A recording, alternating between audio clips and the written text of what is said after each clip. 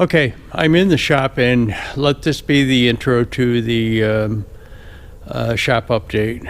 This will be a shop update of 12/20/20, but I think, unless I post it beforehand because of the content of it. I told you while I was working on the international and stuff like that that I had some projects that I needed to get done, or we needed to get done, so that I would be able to get the international out so that we could get onto these projects. One of the projects was, I told you that I think I mentioned that there was a issue with a clutch in my grandson's truck, my old Dodge, the truck that my grandson has now, which is on the lift right there. I told you that there was an issue with the clutch. There was also an issue with the shifter. Now, he kind of resolved the issue with the shifter. The shifter stick itself broke, and I'll get into that later. But he ended up having the shifter lever broke, and he ended up having to drive home in reverse about 2 miles to he could only get the transmission in reverse, but it'll kind of all be explained as the video goes along. So let me give you fair warning. I'm going to show you probably 3 clips here. The first 3 clips are going to be unedited, just the way that we did it. We filmed it as we took this thing apart. Now, let me tell you one more thing. My grandson came in here. It was on a Saturday. I was in here putting together the last shop update, and he came in probably around 3:30, 4 o'clock, and he said one of his friends had a car that the brake locked up on, and he was going to have it towed over to my shop, and he was going to come in and fix it. There's the rotor off of that car. So we were in the shop here fixing that, and he says, well, I might be going hunting tomorrow, but I don't know whether I'm going to bring the Dodge in. So I don't know whether I'm going to be able to bring the Dodge in because I probably need to go hunting last day of hunting season. So I went home probably about 6 o'clock, 6:30. I'd helped him put that brake on, new rotor, new caliper, new pads, etc. on this car, and get it all together. And I kind of left before they got the wheel and stuff back on. So about midnight, I get a phone call from my grandson, and there's another issue that goes on, and it kind of panics me when I get a call from my grandson at that late at night. But he says, hey, what are you doing? He says, I'm over to the shop, and can you give me a hand? I've got the transmission out, but it's in an awkward position. It's not really balanced on the transmission jack, and can you come over and give me a hand? And I says, yeah, I can do that. So I came over here, and we pulled the transmission out, and again, I'm going to show you 3 clips that are unedited. And let me tell you, give you fair warning, I dropped the F-bomb in there a couple of times, but this is what you're going to see as we pull the transmission and clutch out of this truck. Okay, so this is a transmission out of my old truck, Matt's truck now, and the clutch must have self-destructed here. I'm not really sure what these pieces are, but there's also ball bearings down in there, probably from the throwout bearing.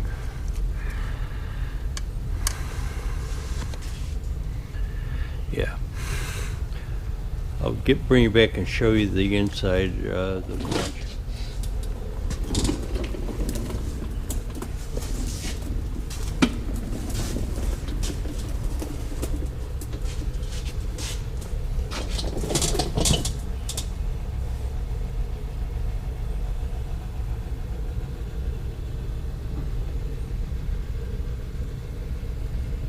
Oh man, the clutch material is just piled up.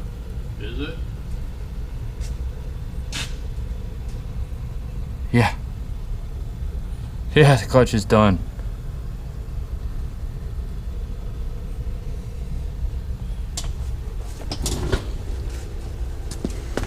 It's still recording. Okay, it's running. You talk to it.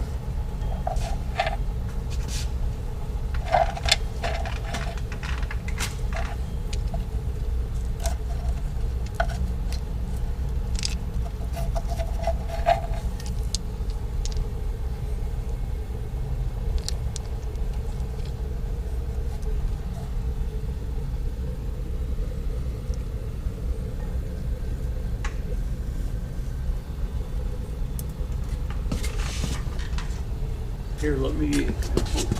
You got it? Yeah.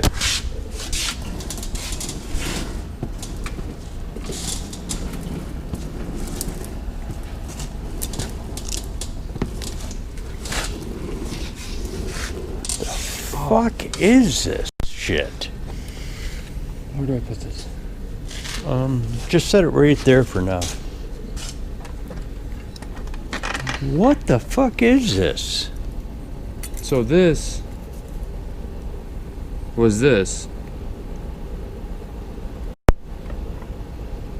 Was in the flywheel probably, right? Yeah, but what the hell are these? I don't know. I mean, look at the discs. The pad is still pretty good. See, that got whatever it was got in there. No. Well, look at how that's ground. Yeah, go look at the flywheel. Well, let's pull this apart first. There's a bearing. Yeah.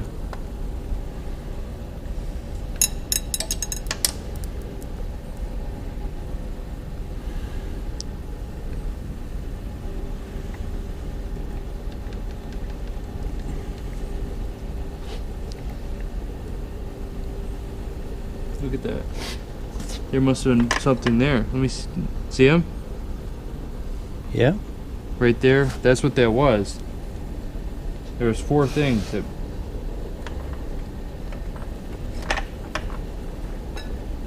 See, it broke right off. Oh, it's this. Yeah. It was the tabs on the outside of this thing. Yeah.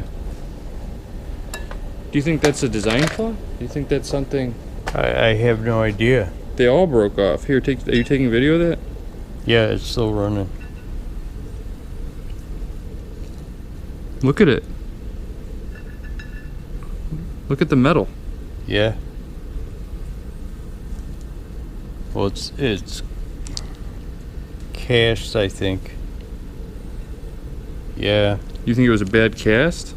I mean, you can't really say that. It's I don't a ton of know. mileage on it, but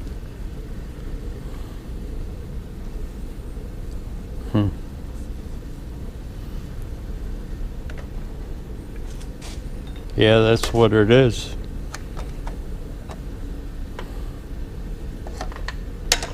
It's off that middle plate. See, this one held together. right.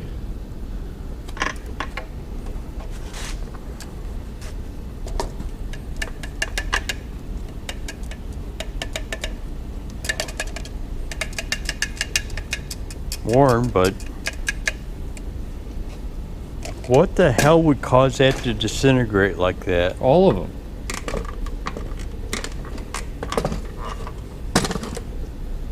These are thicker though. See it? Yeah.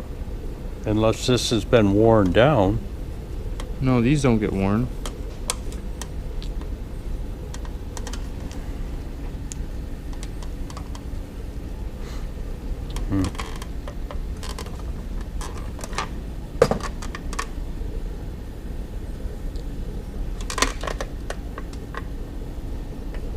So that. So I wonder if my theory was right. That you know what probably happened? What?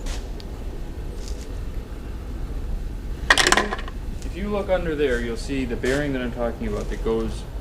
It's almost behind the flywheel. There's a seal behind the flywheel. It was this bearing. Look at. This bearing came from behind the flywheel. That's where those ball bearings came from. Okay? Okay. What I'm thinking is this blew apart. Yeah. That blew apart. The clutch moved back. You follow me? So Yeah. the clutch pushed forward. Pushed. Is that part of the throwout bearing? No, this is up here in the engine. What I'm thinking is, so this is here. Oh, yeah, there is a bearing on the shaft. Yeah. Was a bearing on that shaft. Pilot bearing, right? Pilot bearing, yes. Yeah. Yep. So what I'm thinking is, it blew apart. this blew apart, Yep. which let everything move. Yep. Which means that I couldn't disengage the clutch because the clutch wasn't pushing against anything. Is this what it hit? Yeah, there's a crack right here. Small crack. See it? Yeah. But yeah, looks like it hit that when it blew apart.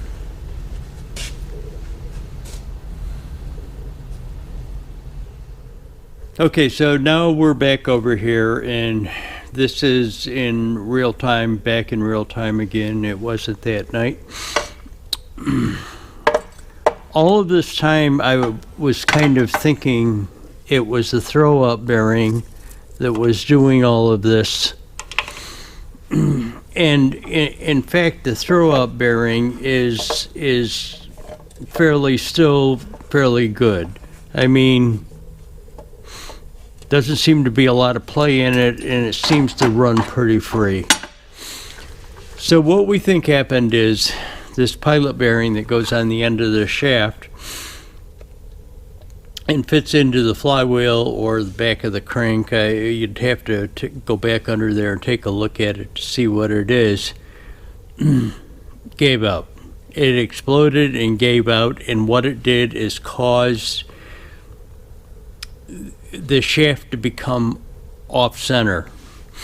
So what it was is it was probably angling the clutch on it, and the clutch was wearing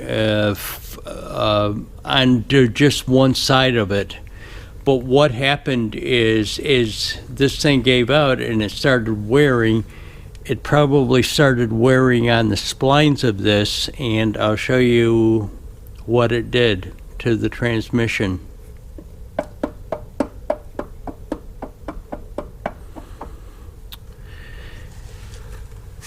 Yeah, so the bearing in the front of the transmission is gone.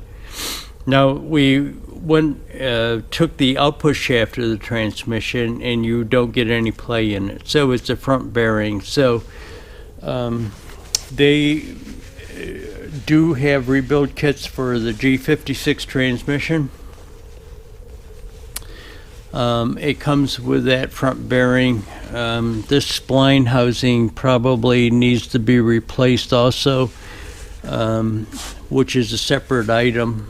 It comes with the rebuild kit comes with front bearing synchronizers, seals, stuff like that. That front housing cover with this spline shaft or this bare shaft on it is a separate item. So it was the South Bend clutch.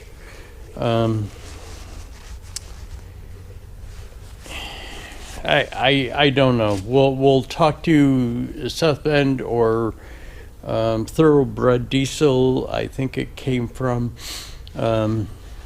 We'll talk to them, see if they have any input or if they have anything else they want to say about it, or their theory about if our theory about that pilot bearing on the end of the shaft giving out and causing all of this problems. But yeah, that's where we are. Bring you back when we know more. So as you can see from the tools and the boxes, it's quite evident what we're doing again. In the last shop update video, and that would have been the shop update of 12/13/20. I explained to you that a friend of mine brought his drive shaft, front axle drive shaft in for the U-joints to be replaced.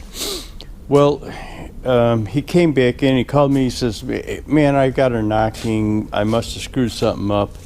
Well, okay, so the other shaft, I was mistaken about the other shaft that he brought in on that day. That was the axle shaft, actually. This is the drive shaft that goes to it.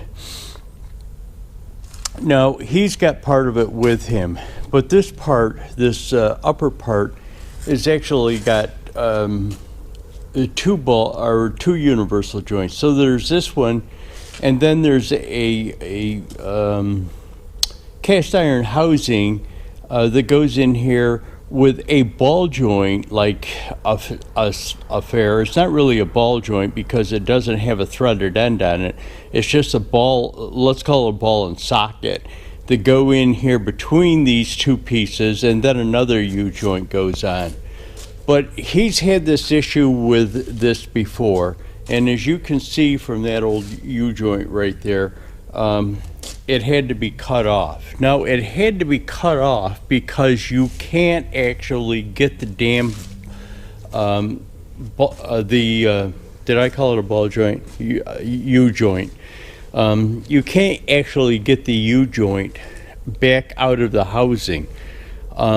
He's had this trouble before, and when he went to Napa to buy the parts, he says, I've got to tell you, I bought parts off of you guys before, and those U-joints do not fit in there. So you can get them to go in there, pound them in, but they don't fit right. So what he's thinking is, his is a 3/4 ton. He's thinking that they might have used some components off of a 1 ton. But anyways, I had the calipers out and I was actually measuring the ball joints, and he's correct. Those new ball joints wouldn't fit in there. He actually had to cut one of the new ball joints to get it out. There it is right there. We put it in, got it in, but you can't get the damn thing back out again. I mean, you probably could get it back out again, but it would be too much of a struggle, and you're afraid that you're going to screw something up trying to get it out. To get it out, you've got an outward force going against the side of the bracket, instead of, when you're putting it in, an inward force going against it. But anyways, he's back at Napa trying to get, what happened is this ball joint,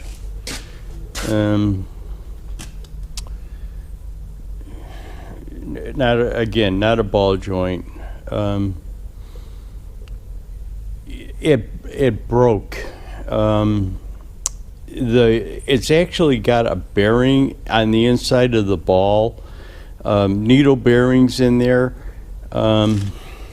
I didn't actually understand the purpose of it until, we started thinking about it, and so the thing is rotating and the axle is going up and down, so it creates stabilization between them two U-joints. When you've got two different motions going on, rotation of the drive shaft and axle going up and down.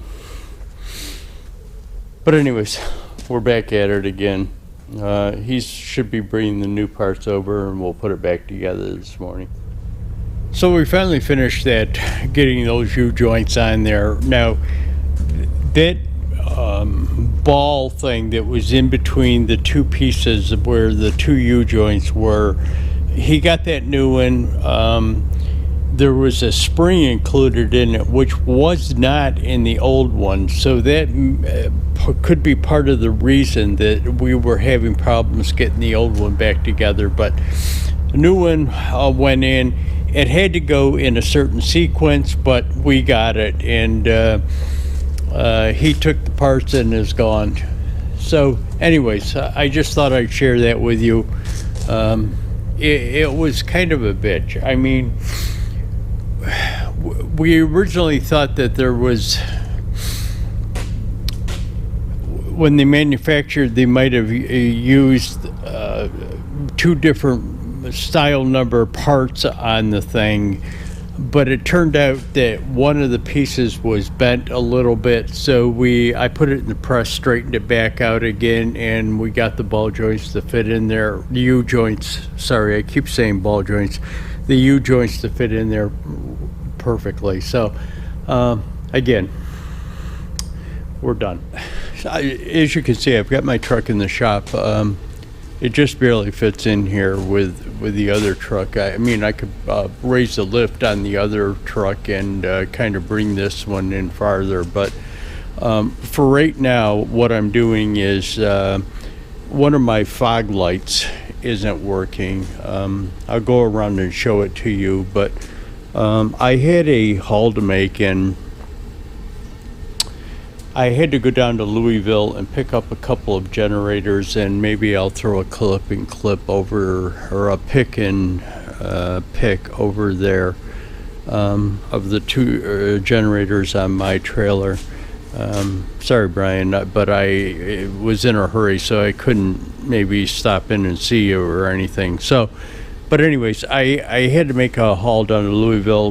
Not an issue getting there is that storm. There was a storm that came from out like in the Rockies, Colorado or something, that was supposed to dump a lot of snow in the Philadelphia, New England area, and Pennsylvania was supposed to get some, but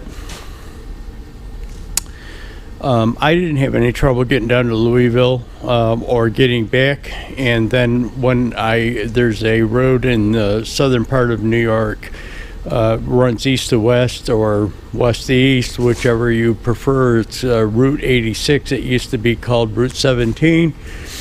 And I get on to that in Erie, Pennsylvania, and we had a light dusting of snow. Probably like 3 inches or so, which isn't really a lot of snow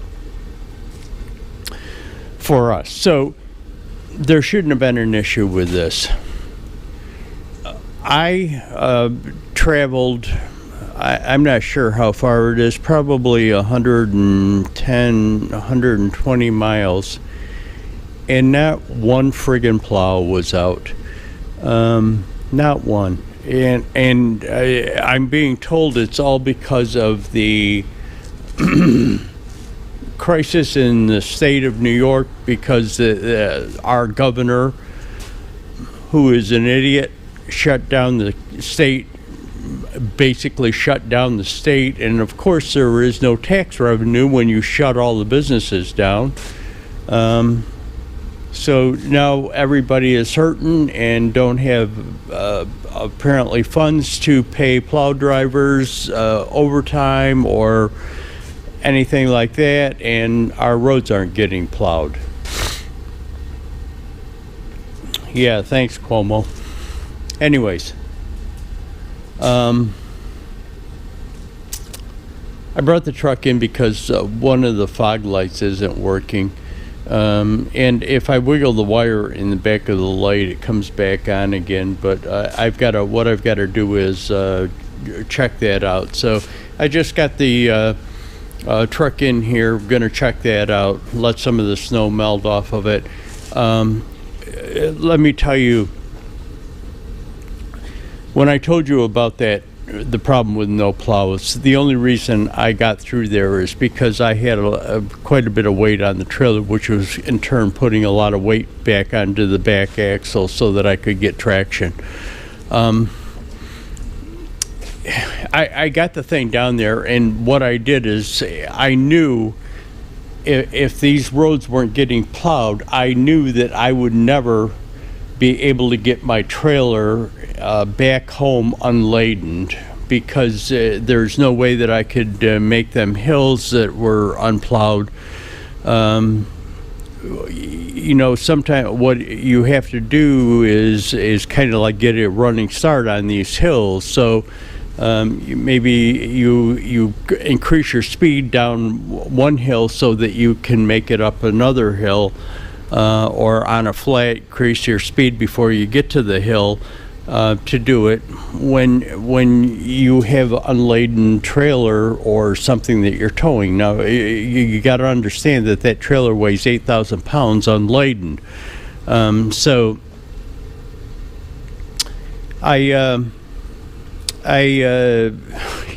what I did is I left my trailer down there at the place. I know the guy that I had to make the delivery to. I do a lot of hauling for him, and I just asked him if I could leave my trailer there, leave the generators right on the trailer, and I would come down today, which is Friday, and pick the trailer up, because I have to go down this afternoon and pick up a bunch of steel that I've got to take over to Connecticut.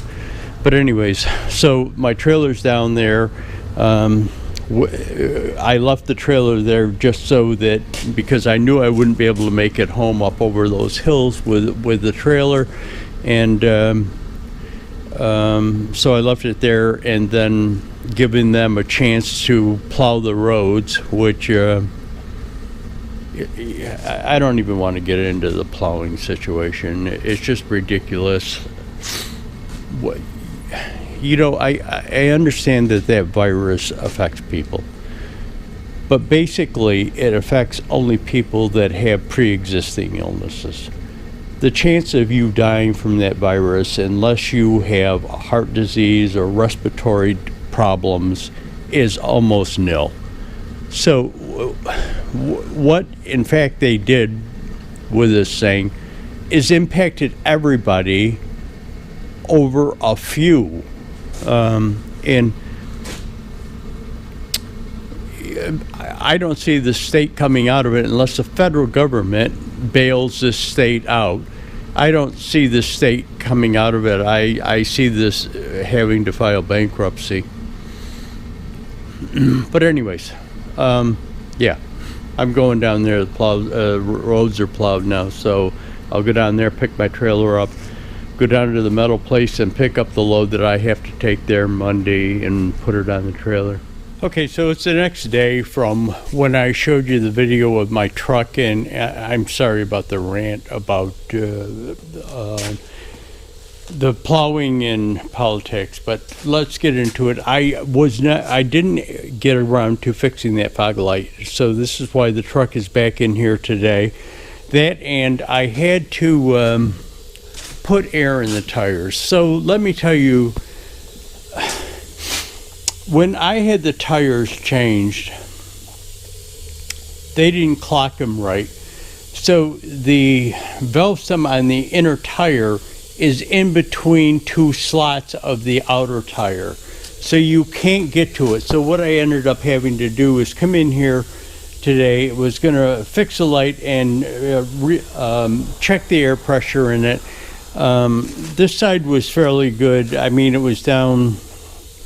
These tires can go up to 80 pounds, and they had them set around 60. So this side was good. The other side was really low. One tire was down to 30. So I put air in them, but to do that, you have to pull the caps off of the things because of the way they're clocked. When these tires are getting fairly low on tread, they do have probably a good 80,000 miles on them. So I'm going to be replacing them. It'll probably happen after Christmas though.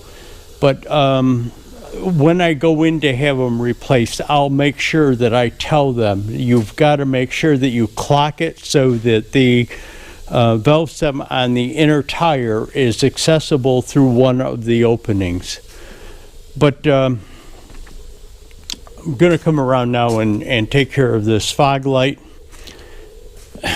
Let me just say that I've got another issue with the air pump for the airbags. It's that Firestone air pump. They've replaced the module, the control module on it once. I think the control module's bad again. I'm going to call them up. This is Saturday, so I'm not going to get a hold of them on a Saturday, but I'm going to call them up. If I could get a hardwired control module for it, I would be just as happy than to go through this BS about this thing being down. And what I end up having to do is manually pump it up. So I'm glad I left them Schrader valves in the back. I tied the airbags in with T's so that the Schrader valves could be left in there, just in case something like this happens. Not expecting it to happen this often, but in case it did happen, and boy, am I glad I did that. Okay, so this is a little ironic, but I came in here with the intention of fixing that fog light, and I turned the switch on and both of them are on. So I get under there and screw around with the wires, and I can't get it to do that again. I can't get it to go off. Before, what would happen, it was that right one, as you're looking at it right now, it would go off and I would wiggle the wires in the back of the fixture, and it would go back on. So now I turned it on and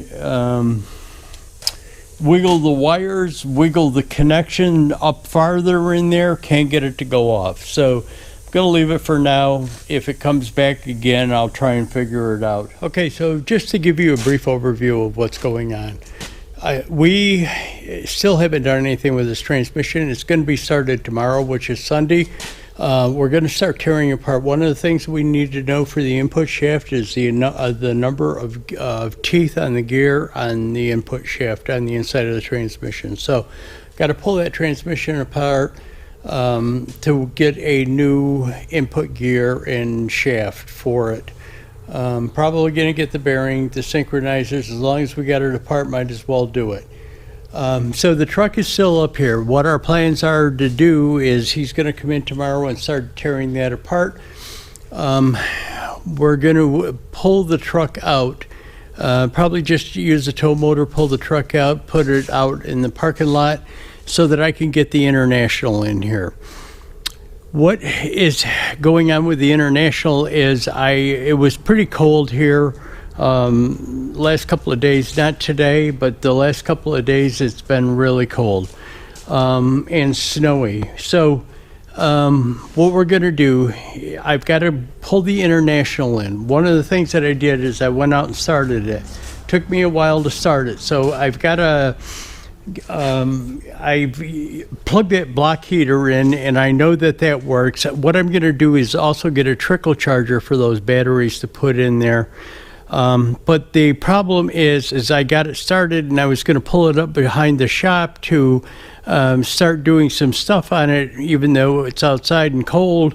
But the air lines are frozen. So as soon as it warms up, I've got to get it started, get those air lines thawed out, hopefully by being warm enough to thaw them out, and then bring that International back here in the shop and kind of figure out what's going on with it. My suspicion is it's the air dryer. But again, I've really got to check into it and figure it out. I do know that they make alcohol stuff that you can add to the airlines for the winter time to keep them, if there's moisture in them, to keep them from freezing. I might have to do that, but again, let me get it in the shop and we'll go from there. But anyways, I just washed the truck. I've got to dry it off, and then some stuff, Christmas shopping maybe or something. But anyways, that's it for this shop update, guys. Thanks for watching. Hit that like button, subscribe, leave a comment. Sorry for that political bullshit.